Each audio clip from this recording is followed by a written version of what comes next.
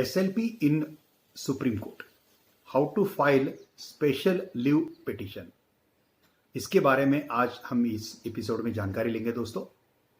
As a Supreme Court practitioner lawyer मुझे बताने के लिए खुशी होती है कि पूरा सुप्रीम कोर्ट का कामकाज सुप्रीम कोर्ट रूल 2013 के अनुसार और सुप्रीम कोर्ट हैंडबुक और प्रोसीजर के अनुसार चलता है।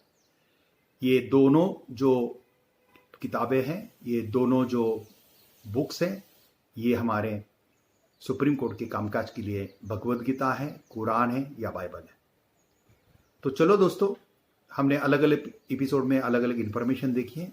आज के एपिसोड में देखते हैं स्पेशल लीव पिटीशन क्या है। तो स्पेशल लीव पिटीशन ये एक्स्ट्रा ऑर्डिनरी एपेलेट जुरिडिक्शन में सुप्रीम कोर्ट के आता है। आपको मालूम है कि हाई कोर्ट अगर अपील का लेटर देता है अंडर आर्टिकल 134A के अनुसार सर्टिफिकेट देता है, तो आप सुप्रीम कोर्ट में अपील फाइल कर सकते हैं। लेकिन अगर हाई कोर्ट वो मना करता है या नहीं देता है, तो from the date of the judgment, original judgment, 90 days के अंदर हम सुप्रीम कोर्ट में SLP फाइल कर सकते हैं। That is called special leave petition. और ये स्पेशल लीव पिटीशन जो है ये अंडर आर्टिकल 136 के अनुसार है। इसको स्पेशल, ये आर्टिकल के अनुसार भारतीय राज्य घटना ने सुप्रीम कोर्ट को ये स्पेशल एक्स्ट्रा ऑर्डिनरी पावर दिए हैं। इसका वर्डिंग बहुत बढ़िया है दोस्तों। मैं पहले आपको आर्टिकल 136 का वर्डिंग बताता हूं क्या है। एज जैसा कॉन्स्टिट्यूशन में दिया है वैसा ही बता रहा हूं। Constitution of India article 136, special leave to appeal by the Supreme Court. Subsection 1, notwithstanding anything in the chapter, the Supreme Court may, in its discretion, grant special leave to appeal from any judgment, decree, determination, sentence, or order in any cause or matter passed or made by any court or tribunal in the territory of India। एक clause 1 है, बहुत बढ़िया है दोस्तों। यानी कि खाली high court के ऑर्डर के खिलाफ नहीं, any tribunal, any court, any determination, any judgment, any decree, any sentence, any order in case or matter passed or made by any court, not only high court, district court हो, tehsil court हो, any court or tribunal in the territory of India. Now territory of India includes Jammu and Kashmir also. And second clause is that nothing in clause 1 shall apply to any judgment, determination, sentence or order passed or made by any court or tribunal constituted by or under any law related to the armed forces। खाली arm forces के law के अंतर्गत जो tribunal है उसका direct special leave petition नहीं आ सकता supreme Court में, बाकी किसी भी कोर्ट के आ सकते हैं। तो ये बहुत बढ़िया अधिकार सुप्रीम कोर्ट का है दोस्तों। इसलिए हाई कोर्ट का अपील का लेटर हो या ना हो, आप सुप्रीम कोर्ट में स्पेशल लीव पिटीशन फाइल कर सकते हैं।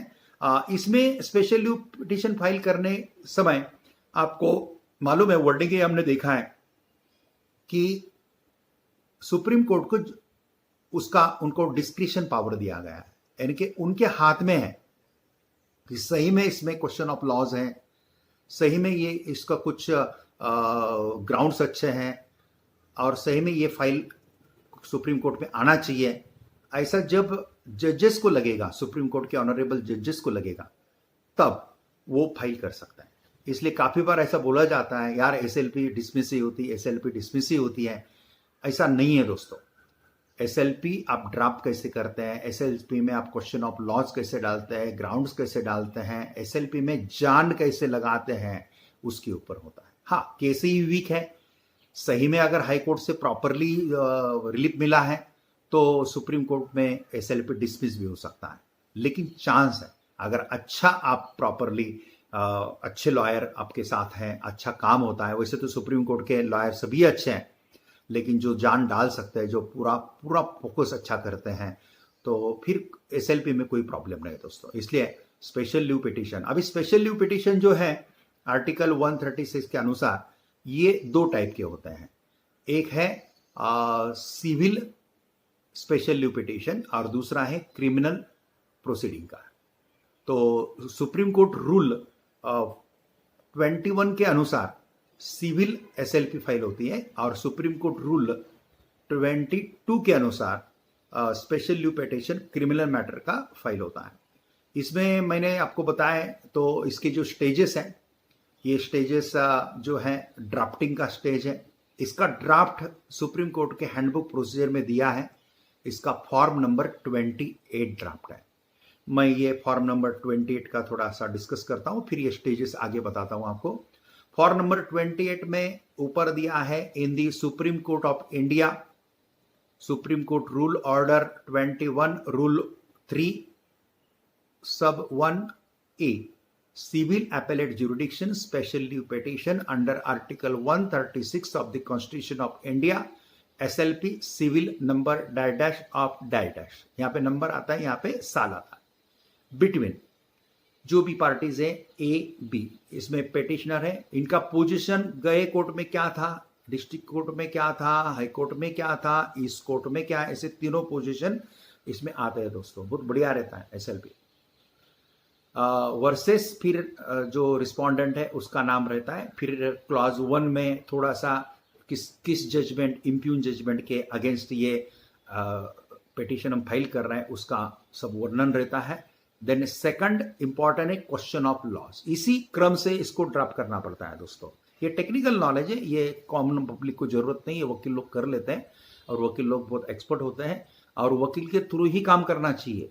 डायरेक्ट आप पिटीशन फाइल कर सकते हैं, डायरेक्ट इन पर्सन जा सकते हैं, लेकिन सुप्रीम कोर्ट की प्रोसीजर मालूम नहीं रहती है, इसलिए परेशान हो जाते हैं। हम काफी बार दिखते हैं, कुछ लोगों को लगता है भाई मुझे इंग्लिश आता है, ये होता है तो मैं डायरेक्ट कर सकता हूं, लेकिन वो डायरेक्ट करने जाते हैं, उनको प्रोसीजर कुछ पता नहीं होता है।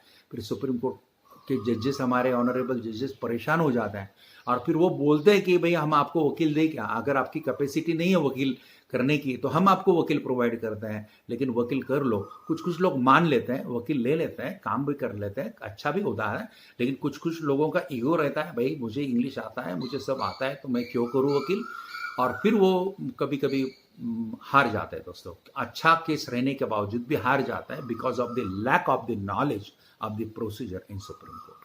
सो it is always recommended to hire lawyer. अगर लॉयर हायर करने की कैपेसिटी नहीं है तो लीगल एड से भी लॉयर मिलता है, अगर आपका सही में वैसा परिस्थिति है तो। कॉन्स्टिट्यूशन ऑफ इंडिया ने हमको न्याय का अधिकार दिया है, शिक्षा का अधिकार दिया है, आरोग्य का अधिकार दिया है। याद रखना, कितना भी सीरियस बीमारी हो उसका इलाज करना आना ये सरकार के ऊपर कॉन्स्टिट्यूशन के कारण बंधनकारक होता है, इसलिए सरकारी अस्पतालों में इसका इलाज होता है। काफी लोगों को ये मालूम नहीं रहता है, सरकारी हॉस्पिटल बोले तो गंदी ही है, उसको अच्छा नहीं रहता है, तो फिर प्राइवेट हॉस्पिटल में बहुत पैसा लगता है। लेकिन दोस्तों हमारे सरकारी हॉस्पिटल कुछ जगह पे बहुत अच्छे हैं, दिल्ली में तो सभी बहुत अच्छे हॉस्पिटल से, काफी जगह पे अच्छे हैं, और कोविड ने काफी सरकारी हॉस्पिटल को बहुत अच्छा कर दिया है दोस्तों। इसलिए अगर पैसा नहीं है तो टेंशन लेने की जरूरत नहीं है, आपका इलाज रखना, इलाज करना ये आपका कानूनन अधिकार है। शिक्षा का भी वैसा ही है और न्याय व्यवस्था का भी वैसा है। इसलिए तहसील से लेके हाईकोर्ट तक और सुप्रीम कोर्ट तक लीगल एड की सिस्टम होती है। जिनके पास पैसा नहीं है उनको भी वकील लेने का अधिकार है, और वो वकील अच्छे मिलते हैं, बहुत है। मैं भी पैनल पे हूँ लीगल एड के सुप्रीम कोर्ट में, तो अच्छे वकील मिलते हैं और उसका पैसा सरकार उनको देती है दोस्तों। ज्यादा नहीं मिलता है पैसा, लेकिन एक सेवा हो जाती है, तो ये हिसाब से ये लीगल एड का काम चलता है। इसलिए मुझे बताने का पॉइंट यही था कि if you don't have the knowledge properly तो आप डायरेक्ट अपेयर मत हो, आप किसी वकील के थ्रू ही अपेयर हो, तो वकील को प्रोसीजर पूरा प्रॉपर मालूम रहता है। ये फॉर्मेट के अनुसार ही रहता है। सेकंड क्वेश्चन ऑफ लॉज है।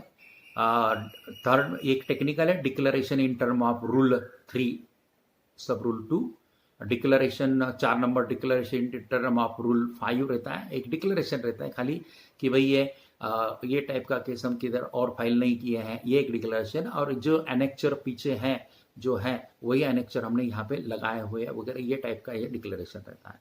फिर ग्राउंड्स रहता है, under which grounds, ground for इंटीरियम relief रहता है, टेम्पररी रिलीफ जो चाहिए इंटीरियम रिलीफ के लिए अलग आपको एप्लीकेशन फाइल नहीं करना पड़ता है जब SLP फाइल करते हैं तब, तो इंटीरियम रिलीफ इसमें ही है। मेन प्रेयर आपका क्या है और इंटीरियम प्रेयर क्या है, ऐसा एक पूरा ड्राफ्ट होता है। दिखने में बहुत आसान दिखता है दोस्तों, लेकिन एक एक SLP सब एनेक्चर्स वगैरह फाइल करके कभी 200 पेजेस की होती है, कभी 400 पेजेस की होती है, कभी 500 पेजेस की होती है। जहाँ तक मेरा एक्सपीरियंस का सवाल है 100 पेज के तो नीचे SLP कभी नहीं आई है, इतना ये होता है। तो चलो दोस्तों, ये पहला स्टेप हो गया ड्राफ्टिंग का SLP का। ड्राफ्टिंग फॉर्म नंबर 28 के अनुसार करना है, फिर वो सब एनेक्चर विनेक्चर लगा के उसके 3 सेट बना के फिर फाइलिंग करना है। फाइलिंग के बाद फिर डायरी नंबर मिलता है, डायरी नंबर के बाद डिफेक्ट क्लियरिंग प्रोसेस होता है।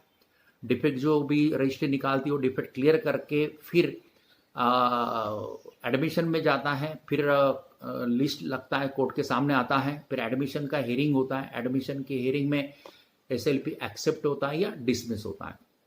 एक्सेप्ट हो जाने के बाद फिर नोटिस होता है, और नोटिस होने के बाद सामने वाला अपेयर आने के बाद उसका काउंटर एफिडेविट वगैरह आने के बाद रिस्पोंडेंट का फिर आफ्टर नोटिस एडमिशन का हियरिंग होता है, फिर वहाँ से एडमिशन हो जाता है और फिर आगे का प्रोसेस चलता है। फिर काउंटर एफिडेविट, रिजॉइंडर वगैरह वगैरह, ये टेक्निकल टर्म्स है, और फिर फाइनल आर्गूमेंट्स होते हैं और फिर फाइनल ऑर्डर आ जाता है। ऐसा स्पेशल लीव पिटीशन का क्रम रहता है दोस्तों। अभी मैं आपको खास बताने वाला हूं कि स्पेशल लीव पिटीशन, ये जो आर्टिकल 136 के अनुसार सुप्रीम कोर्ट ऑफ इंडिया को जो अधिकार स्पेशल पावर मिले हैं, इसलिए इस जुरिडिक्शन को क्या बोलते हैं, एक्स्ट्रा ऑर्डिनरी एपेलेट जुरिडिक्शन। तो इसमें कुछ केसेस जो है टॉप के अच्छे लीडिंग केसेस हैं, केस लॉज हैं। तो लेटेस्ट मैं बताता हूँ, इसमें बहुत सारे केस लॉज है, कम से कम 50 पेजेस है, एक पेज पे आप 10 काउंट करो, इतने केस लॉज है। कुछ मैं केस लॉज बताता हूँ। ये केस लॉज जो है ये 22/5/2020 का है, Patel engineering versus north eastern electric power corporation limited. दूसरा है ये 19/5/2020 का है, लेटेस्ट है, कविता कनवार वर्सेस पमेला मेहता। तीसरा है 11/5/2020 Kantaru Rajeevan versus Indian young lawyers association. बाद में है 24/4/2020 firm Rajasthan Udyog and others versus Hindustan engineering and industries limited.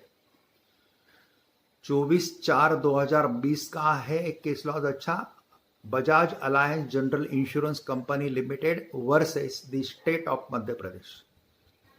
बाद में 24/4/2020 का है Paul versus T Mohan and others. ऐसे बहुत सारे हैं, मैंने तो सब 50 के 50 निकाल के रखे क्योंकि निकालने पड़ते हैं। हमने पिछले भी एपिसोड में बताया था कि हमारा पूरा प्रैक्टिस फैक्ट से ज़्यादा लॉ पॉइंट के ऊपर, डेफिनेशंस के ऊपर, केस लॉज के ऊपर रहता है। बहुत ताकत लगानी पड़ती है सुप्रीम कोर्ट के प्रैक्टिस में। बस आज के लिए इतना काफ़ी है दोस्तों। बस मैं आपको इतना ही बोल रहा हूँ कि खाली अच्छे लॉयर के कनेक्शन में आइए, को लॉयर के साथ बात करने के बाद उसी को लॉयर के साथ विश्वास रखिए। एक बार उसको काम दिया तो उसके ऊपर पूरा श्रद्धा विश्वास रखिए। सभी लॉयर अच्छे रहते हैं, खाली टॉट के जो चीटिंग करने वाले लोग रहते हैं सुप्रीम कोर्ट में, कैंपस में, हाई कोर्ट के कैंपस में, हर जगह पे मिलते हैं। एक चीटर के कभी कस्टडी में न आए तो प्रॉपर आदमी लॉयर के साथ बात करके ही काम दे दीजिए, क्योंकि ये सर्वोच्च न्यायालय है, इसके आगे कोई न्याय व्यवस्था नहीं है। इसलिए दोस्तों प्रिकॉशन लीजिए। बस इतना ही बोलता हूं, आज के लिए इतना काफी है। जय हिंद, वंदे मातरम। Thank you very much.